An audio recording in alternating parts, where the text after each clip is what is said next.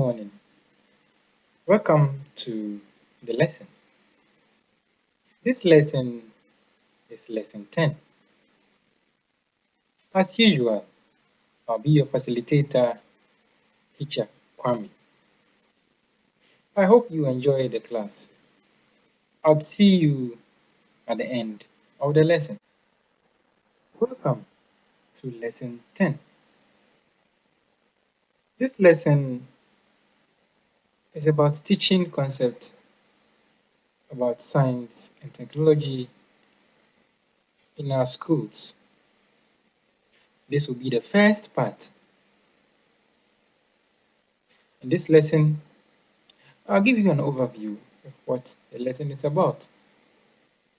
Talk about how you can facilitate the teaching of science and technology in our schools, whether it's in the College of Education, senior high school, or junior high school.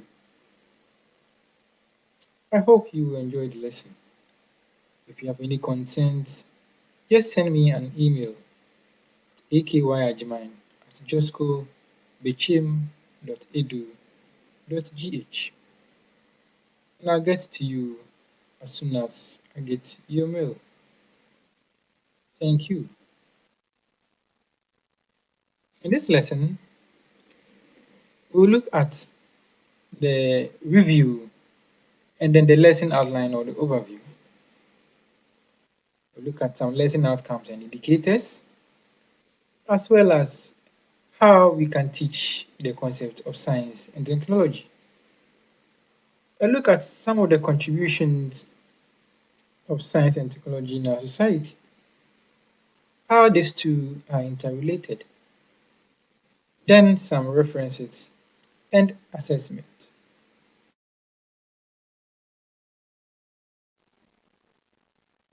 In our previous lesson, which was lesson 9, we looked at humans and the environment. In that lesson, we dealt with natural resources. You remember that we talked about how natural resources can be grouped into renewable and non-renewable. We made mention of what renewable natural resources are and even gave some examples. Do you remember? Yes, very good. We talked about trees, talked about water bodies, and the rest. It's good that you can remember. As part of the lesson 2, we looked at how we can make use of activities that will involve our learners so that they'll be able to do much of the learning themselves, making our lesson learner-centered. By so doing, we made an activity that will let the learners go out into the environment to look out for objects or things that they can classify as renewable and non-renewable. Remember, we talked about making the students or the learners explore and feel free to do or represent their findings, whether it's in video or drawings form. Don't restrict them. Hope you remember all that we talked about.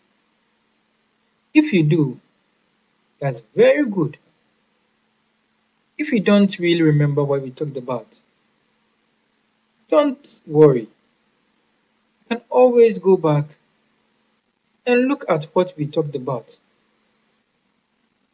Always good to look at previous knowledge in order to build up on.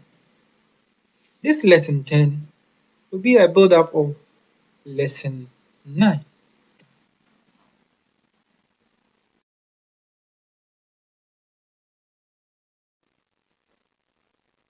So looking at the individual definitions of science, technology, and the society. As a teacher, even though you have knowledge about this subject and you'd want to define these terms to your learners, it's advisable that you let the learners come up with these definitions themselves. Before we go into how to go about teaching this topic, you could let them write the definitions of science, technology, and then society. Once they present their definitions, make sure you link them to the definitions that you already have in order to collectively, with your class, come up with definitions of science, technology, and then society.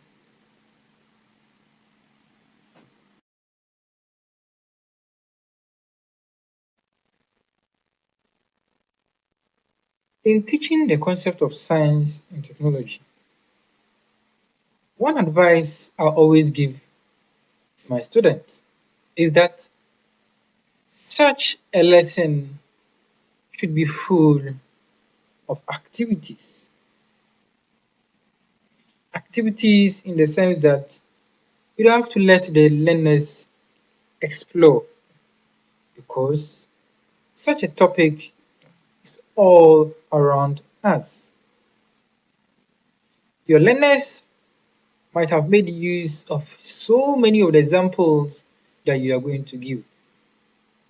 The best way to facilitate this lesson is by trying to refresh their memory or link what they already know to what you give them in the classroom. The best way to do that is through activities. As a teacher, you'd have known your learners by now. So, just a matter of putting them into their mixed ability groupings, making sure you have gender issues at hand. Look out for learners that are slow. Pair them with learners that can help them grab the concept clearly. For my learners in the College of Education, you would be asked to do some presentations of your assigned concept. It could be in video presentation or a PowerPoint, depending on how or what the lecturer would want the lesson to be. But should you be handling students in the junior high school level or the basic school level,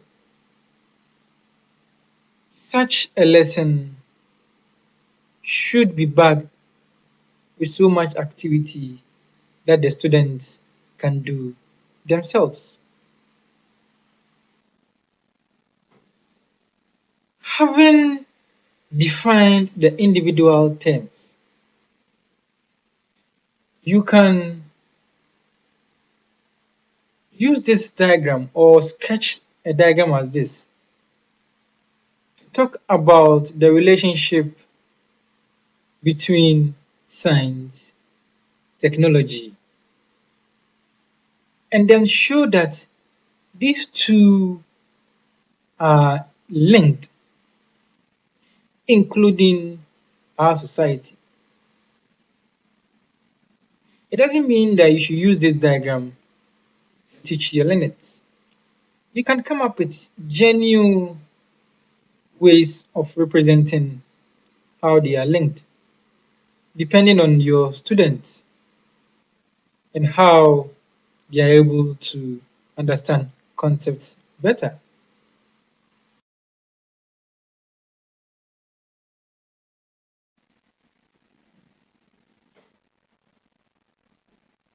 Now, having shared your examples with your learners, you can then give them this activity to do. Remember that we have already grouped them into mixed ability groupings. So, what you as a teacher or a facilitator can do is to assign each group to one contribution of science and technology. For this first activity, you let them tell us or tell you what they think technology has brought to the field of science, or how science has been affected by technology. This parameter that I've given down here is to help you narrow the research findings of your learners. So you can ask them to tell you how technology has been a source of new scientific challenges in terms of the instrumentation and the measurement techniques that had been in existence or has been created since technology came.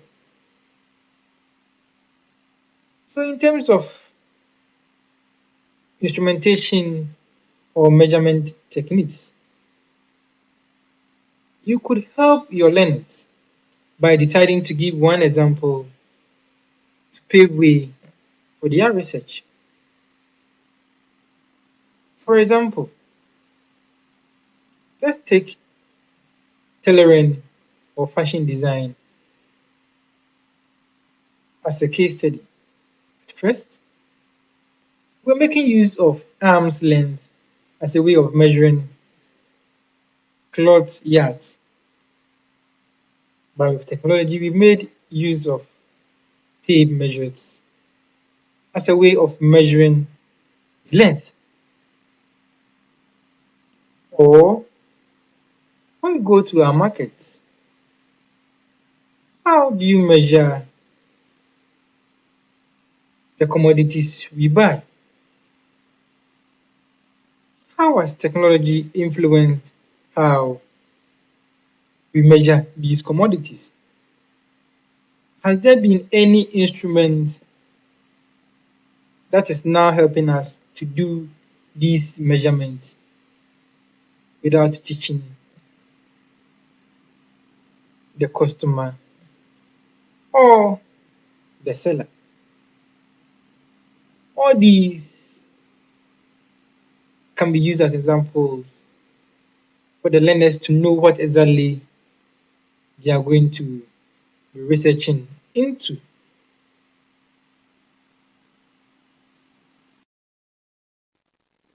Now, having explained the relationship between science and technology to your learners, you can then go ahead to use everyday examples depending on your environment.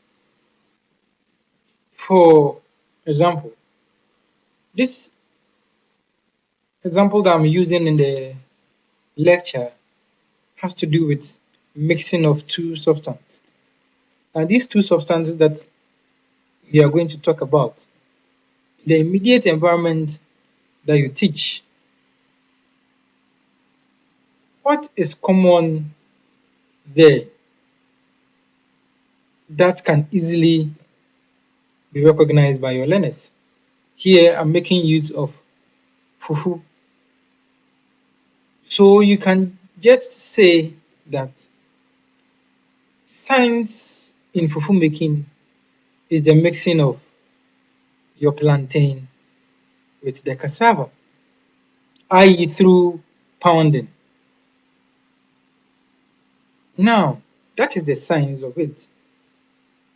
How has technology influence the making of fufu? Is it in terms of the output or the end product? Has it increased the quality of it or decreased the quality of it?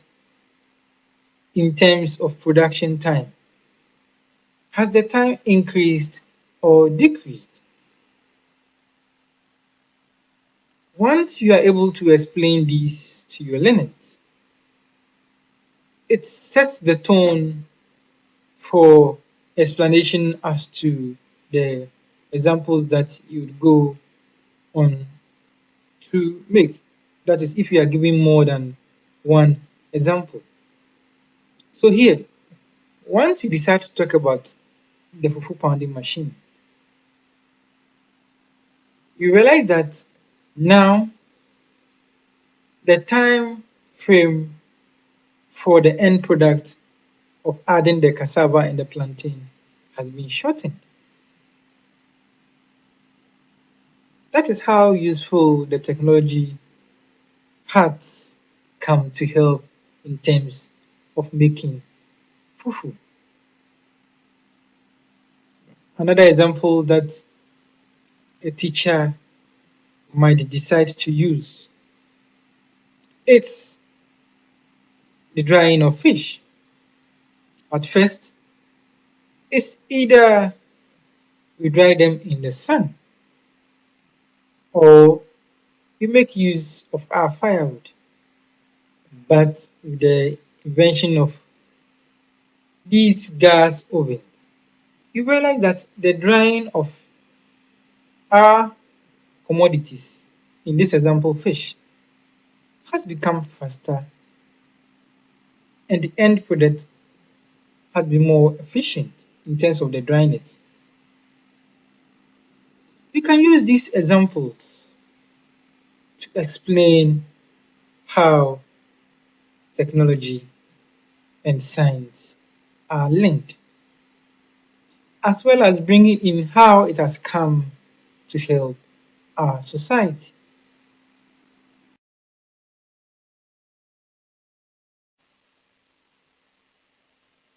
This diagram is just to be a guide for you as to how you can make use of this activity.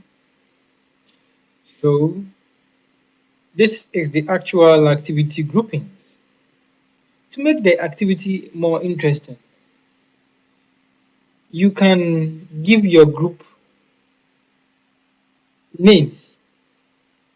For example, if you have 5 groups in your class, instead of the normal group 1, group 2, 3, 4, and 5, allow the learners to come up with their own group name. Once the group names have been chosen by them,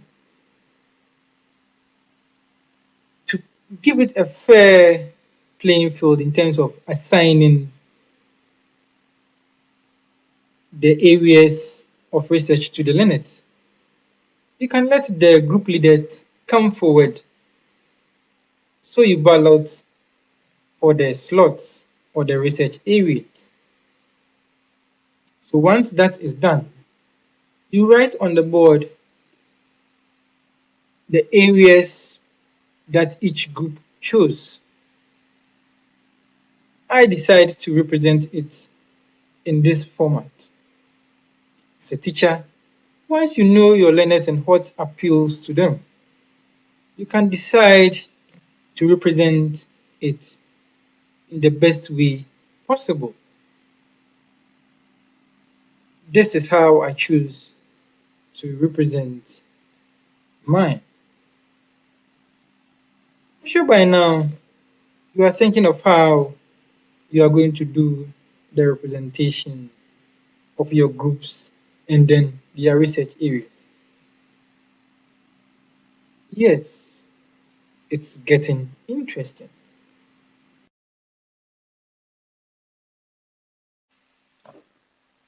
So far, We have looked at definition of science, technology, and society.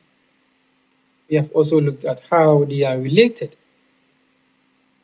We have looked at how we can start teaching science and technology. Also looked at the contributions of science and technology in our society. This next thing we are going to talk about is how we can teach this same topic at different levels that we have. Whether you are going to teach in the junior high school, the lower primary, or the upper primary. Remember that these different groups of learners are not same. So, in trying to teach science and technology to them, the content and delivery would differ. That is knowing your learners and how best you can explain your content to them. Even in terms of activity, it's going to be different. How you even present your content to your learners will be dictated by the level of your learners. What I mean is that how you teach science and technology to junior high school students will not be the same way you would teach science and technology to lower grade or the upper grade in terms of primary education. So, as a teacher, you should be able to know your learners and the kind of information you are going to give them. Once you do that, you should be able to satisfy your educational needs of your learners. I hope you have been doing that already. That's very good. If you have not been looking at that aspect of your delivery, please have a second look at it in order to make teaching and learning very successful. So, you have junior high school learners to take care of in terms of the teaching of science and technology. You have already grouped them into their mixed ability groupings. They have come up with their own group names. You have assigned them their research areas. What is left for you to do as a teacher is to assign to them the kind of research materials that you want them to research from. You could make available a wide range of research materials, and the groups would then choose which research materials that they want to make use of. Or you can, just like assigning research areas to them, also assign these learning materials to the groups. So whatever learning materials you decide to share with your class or the groups, make sure it's a fair sharing of these materials. Make sure as a teacher to incorporate ICT skills in this lesson delivery. Remember, it is science and technology we are talking about. Let your learners explore and do the research themselves.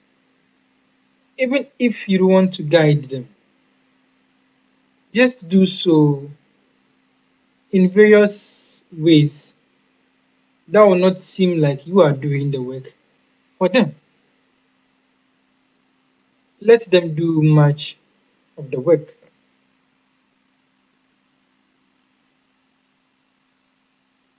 So they have been assigned their research areas. They have been assigned their learning materials. You can put all these information together on the board for them. If I am to facilitate such a topic in a junior high school or lower primary, this is how I would want to represent these things.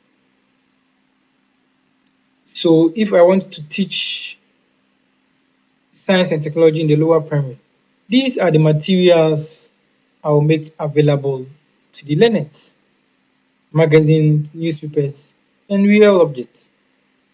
So you realize that each grade and its own learning materials. That is knowing the kind of learners you are dealing with. What it means is that the materials that you used in this yellow arena wouldn't be the same materials you would use in this red region. Same as that of the green region. Meaning lower grade materials would be different from upper grade materials, while the previous ones will be different from the junior high school learning materials that will be used. This is what we refer to as multi-grade teaching. Even though the topic is the same, the content would differ from one grade to the other. Now, once your learners have finished the activity, let them present their findings, depending on what each group wants to present, whether to be in the video format or they would want to write on the board, or they would want to print out whatever information that they are searched for. You shouldn't restrict them too much. Let the learners explore. You'll be amazed as to the answers or presentations that they would give you.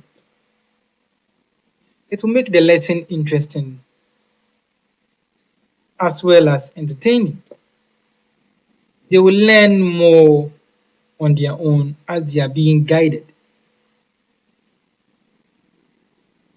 So far, we have looked at how we can teach science and technology. Like I said, this is the first part of dealing with science and technology in our various classes, whether lower primary, upper primary, or junior high school. We didn't talk about the content so much because the content would differ from each grade that you teach. Remember to assess your learners based on the content you give them or based on the research findings that they come up with.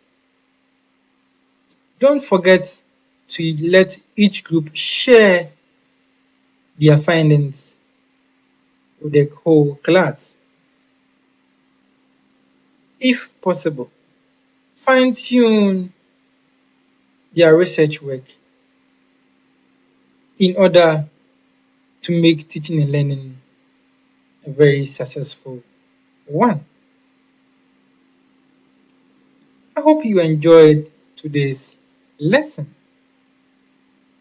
Join us same time when we bring you the second part of how best we can teach science and technology in our schools.